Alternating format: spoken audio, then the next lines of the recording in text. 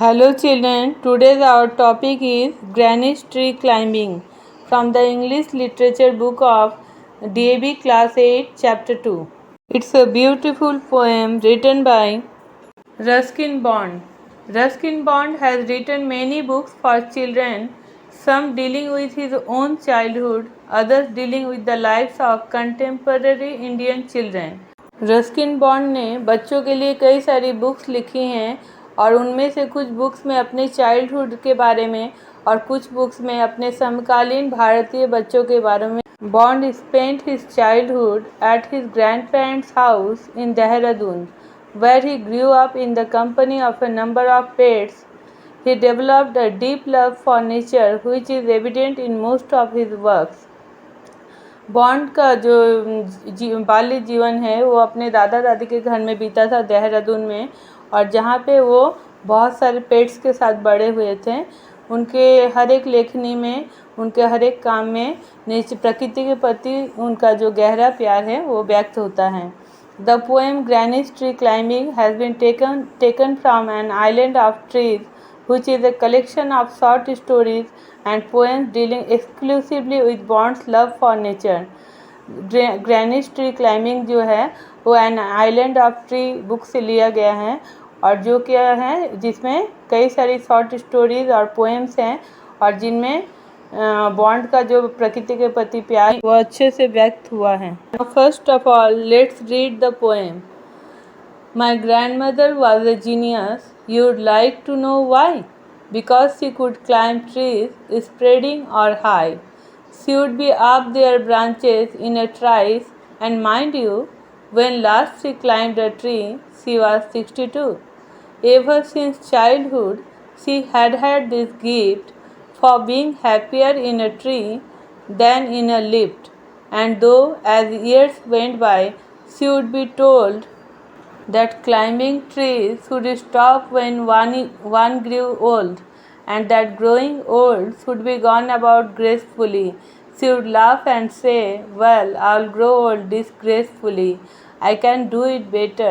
And we had to agree, for in all the garden there was not a tree she hadn't been up at one time or another, having learned to climb from a loving brother when she was 6.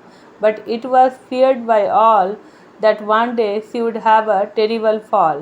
The outcome was different. While we were in town, she climbed a tree and could not come down.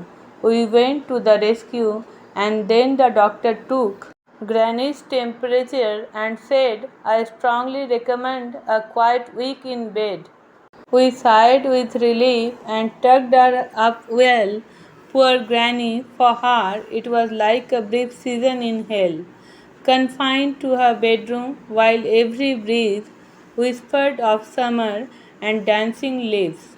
But she held her peace till she felt stronger, then sat up and said, "I will lie here no longer." And she called for my father and told him undaunted that a house in a treetop was what she now wanted. My dad knew his duties. He said, "That's all right. You will have what you want, dear. I'll start work tonight."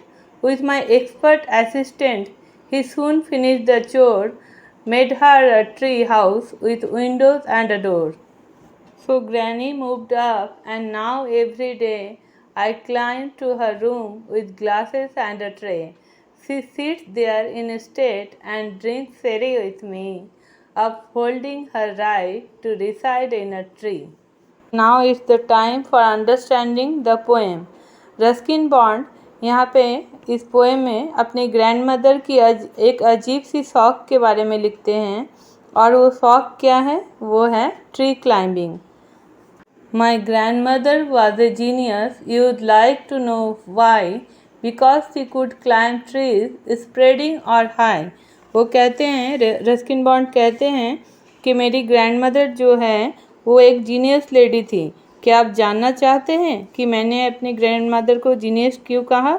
क्योंकि वो पेड़ पे चढ़ जाती थी, फिर चाहे वो पेड़ स्प्रेडिंग यानी फैला हुआ हो, लाइक बैनियन ट्रीज और या फिर मैंगो ट्रीज, या फिर वो लंबा हो जैसे पाम या coconut tree. She would be up their branches in a thrice, and mind you, when last she climbed a tree, she was 62. वो झट से पेड़ की शाखाओं में चढ़ जाती थी। यहाँ पे पोएट रस्किन बॉन्ड चाहते हैं कि हम इस बात को ध्यान से सुने कि वो जब लास्ट पेड़ पे चढ़ी थी तो 62 इयर्स की थी। वैसे 62 इयर्स एक ऐसी उम्र है जब इंसान को चलना फिरना ही मुश्किल होता है, और अगर उतना ही आदमी कोई कर ले तो इस उम्र में हम सोचते हैं कि बहुत कर लिया। और इस उम्र में रस्किन बॉन्ड की ग्रैनी पेड़ पे चढ़ जाती हैं। थोड़ा सोचो तो। So Ruskin Bond is right to say that she is genius.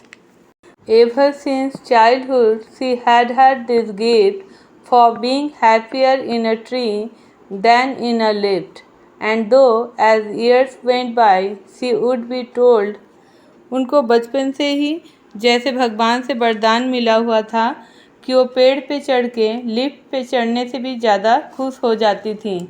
और जैसे जैसे साल बीतते गए सब उनसे कहने लगे that climbing trees should stop when one grew old।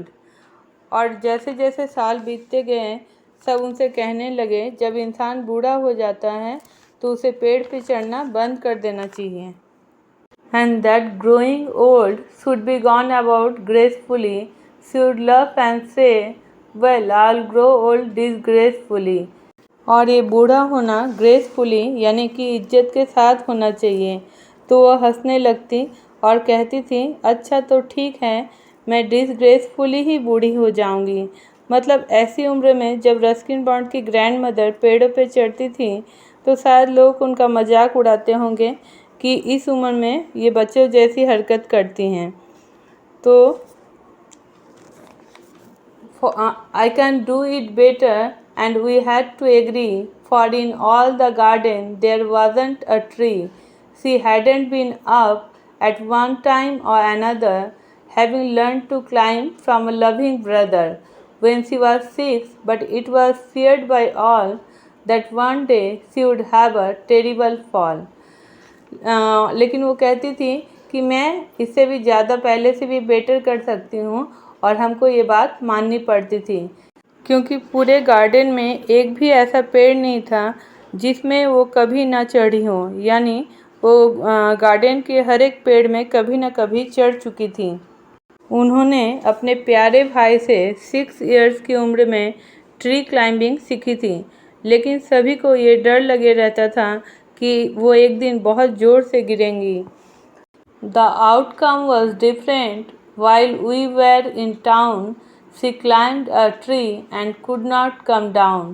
We went to the rescue, and then the doctor took Granny's temperature and said, I strongly recommend a quiet week in bed। अब क्या हुआ? लेकिन हम जो सोच रहे थे उससे कुछ अलग ही हो गया। एक दिन वो पेड़ पे चढ़ तो गई पर उतर ही नहीं पा रही थी। हम उनको बचाने के लिए गए, मतलब उनको पेड़ से उतारा। फिर डॉक्टर आए और उन्होंने ग्रैनी का टेम्परेचर लिया और स्ट्रांगली रेकमेंड किया कि इनको कुछ वीक बेड पे ही रहना पड़ेगा। We sighed with relief and tucked her up well। Poor Granny, for her it was like a brief season in hell, confined to her bedroom while every breeze whispered of summer and dancing leaves। अब हमने राहत की सांस ली कि चलो अब कुछ दिन तो वो कम से कम शांति से रेस्ट करेंगी, और हमने उन्हें अच्छा से उड़ा दिया, चादर डाल दिए।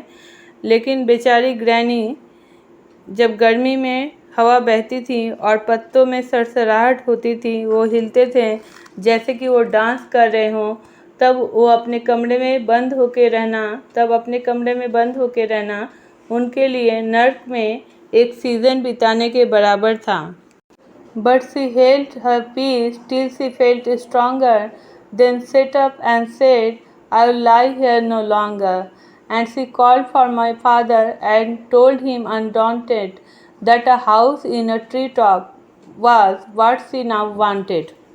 लेकिन फिर भी शांति से वो रूम में ही रही जब तक वो तो थोड़ा ठीक नहीं हुई। लेकिन जैसे ही उन्हें अच्छा फील हुआ तब वो बैठी और उन्होंने कहा, मैं यहाँ पे और नहीं रहूँगी। उन्होंने मेरे फादर यानी रस्किन बॉन्ड के पापा को यानी अपने बेटे को बुलाया और साफ साफ कह दिया कि अब वो जो चाहती हैं वो ये है कि ट्री के ऊपर एक घर बनाया जाए। My dad knew his duties. He said, that's all right. You'll have what you want, dear. I'll start work tonight. मेरे पापा अपने ड्यूटी को, अपने कर्तव्य को समझते थे और उन्होंने कहा कि ठीक है मेरी प्यारी माँ, आप जैसा चाहती हैं वैसा ही होगा। With my expert assistant, he soon finished the chore, made her a tree house with windows and a door. अब क्या हुआ, अब उन्होंने रस्किन बॉन्ड की मदद से ये काम जल्द ही पूरा हो गया और ग्रैंड मदर के लिए खिड़कियों वाला और एक दरवाजे वाला एक ट्री हाउस बन गया। So Granny moved up and now every day I climbed to her room with glasses and a tray. और ग्रैंड मदर ऊपर चढ़ गई और वहीं पे रहने लगी और अब हर रोज़ पेड़ पे चढ़ के एक ट्रे और कुछ ग्लासेस के साथ मैं उनके रूम में जाता था। She sits there instead and drinks sherry with me, upholding her right to reside in a tree. वो वहाँ पे ग्रैंड स्टाइल में यानी कि महारानियों की तरह मेरे साथ शेरी लेती थी। शेरी एक तरह का वाइन है। अब वो पूरे हक के साथ पेड़ में रहती थी क्योंकि पेड़ में ही अब उनका घर था। So the explanation is completed. If you like the poem, then do like, share and comment. And if you haven't subscribed, then subscribe my channel so that you can be notified whenever I upload a new video. So keep well. Bye bye बच्चों, मिलते हैं next video में।